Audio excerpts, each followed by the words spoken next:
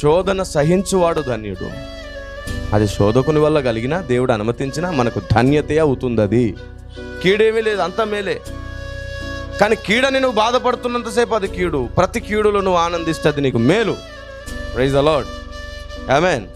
సాతానుతో నువ్వు చెప్పాలి, సాతానుతో నువ్వు మాట్లాడాలి. వాడు వచ్చి నిన్ను కృంగదీస్తాడు.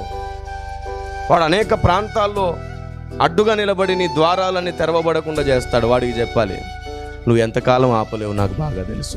కొద్దిసేపు నీకు సంతోషం ఉంది, నీ సంతోషం ఎక్కువ కాలం ఉండదు.